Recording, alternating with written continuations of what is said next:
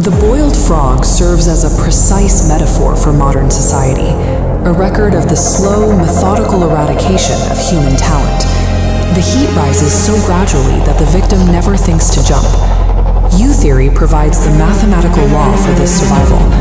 It states that any stable system, from a subatomic particle to an entire country, relies on exactly three pillars: form, which defines identity; position, which provides context; and action, which drives function. The math is ruthless. Because this is a geometric mean, these pillars cannot compensate for each other. If a system loses its structure, its context, or its ability to act, if any single variable drops to zero, the entire equation collapses into zero. The Manifesto of the Talented Bulgarian provides a forensic case study of this collapse. It documents a 20-year institutional decline, tracking the macroscopic statistical signature of a nation slowly destroying its own human capital. This society follows a mathematically predictable process of reverse selection. It is a synchronized attack carried out through exactly 11 institutional mechanisms. Systemic collapse begins with action, the dynamics and energy expenditure of the system. The state first drains the individual's capacity to act by forcing them to burn massive energy just to maintain their current position. This radar chart maps the first 5 mechanisms of the drain, beginning with financial exhaustion and administrative delay. Draining capital and trapping talent in bureaucratic quicksand halts all momentum. Market exclusion and inflationary erasure follow.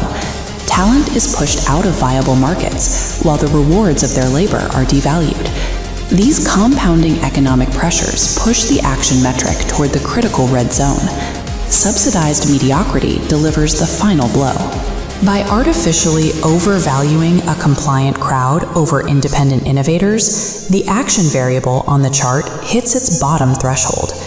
By maximizing daily friction, the system leaves the individual too exhausted to fight the next phase of the attack.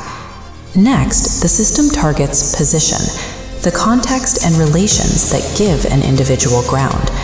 Once exhausted, the citizen is methodically isolated from their societal network. Mechanisms 6 and 7, early competitive brewing and media silencing, filter out nonconformists from childhood and block their access to the public sphere. The visualization shows their network connections shrinking in real time. Active repression and the erasure of memory finish the job. The law is used to persecute talent as criminals, while their achievements are removed from collective history. Their data point is left in a void. With the societal network unplugged, the citizen's position multiplier hits 0. They have become contextually invisible. Form represents the identity and rules of the system. In the final phase, the foundational rules of society are weaponized directly against the individual. Legislative brewing creates the root cause. When a government grants itself the power to retroactively revoke its own acts, it legitimizes arbitrariness at the foundational level of the law. This culminates in medical denial. Restricting access to basic health care, like a simple antibiotic, serves as the final weapon against the physical body itself. The equation of death is now complete. With action drained, position erased, and form weaponized, the individual mathematically and biologically perishes. U equals 0. On a macroscopic scale, this creates a reverse selection, a structural reduction of talented genes and culture across an entire generation. This structural coordination of mediocrity requires no mastermind or smoky back room. It hides in plain sight, driven by individuals simply following their own narrow interests, while the population slowly boils. U-theory translates these 11 decay methods into thermometers. These metrics provide an early warning system to monitor stability before collapse is irreversible. Survival requires orthogonality, protecting independent form, position, and action. When balanced, the stability score rises above 0.618 into the green. Stability is the ability to pay the mathematical price of existence. We are taught that democracy is the ultimate political ideal, but systems theorist Petar Nikolov argues that democracy is actually the greatest evil in human history, a literal dictatorship of mediocrity. What we celebrate as the peak of civic achievement functions as an engine for thermodynamic collapse. This is the process where a system loses its structured energy and degrades into random chaos. The mechanism behind this decay is purely mathematical. By giving every person an equal vote, the system empowers the opinion of the average fool. It actively punishes highly talented individuals by diluting their input, violating biological laws of natural selection. The ballot box acts as an entropic disease, a mathematical guarantee that societal order will continuously degrade over time. When the masses are left to vote based on popular appeal, they elevate destructive, populist personalities. The crowd demands leaders mirroring their own immediate, irrational desires, figures Nikolov describes as enraged cannibals. Joseph Stalin stands as a primary consequence of this dynamic. His ascent was fueled by manipulating populist mob energy to consolidate absolute control. Adolf Hitler provides another proof. He utilized popular support and democratic mechanisms to engineer his own nation's genocide. This exact pattern of entropic decay is currently eroding modern Western institutions, where bureaucratic consensus and popular approval are prioritized over objective efficiency.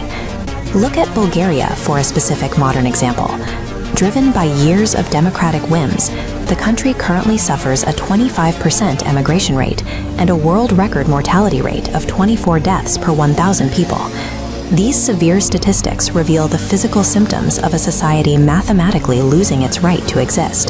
The fundamental flaw of the equal vote is the mathematical illusion that summing up millions of individual mediocrities will somehow birth a great public mind. Under this system, a genius like Albert Einstein holds the exact same voting power as a common bandit. The peak of human intellectual value is effectively neutralized by the crowd. To bypass human cognitive bias, Nikolov introduces the U theory.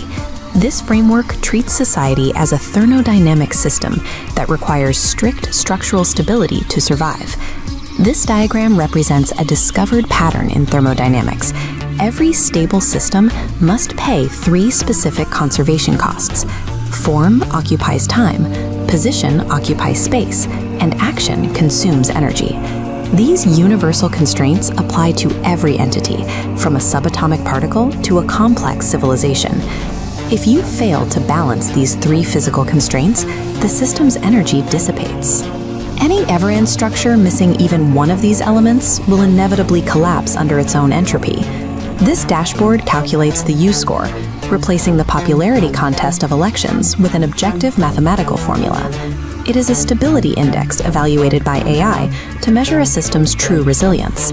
These pillars track the specific metrics of the score.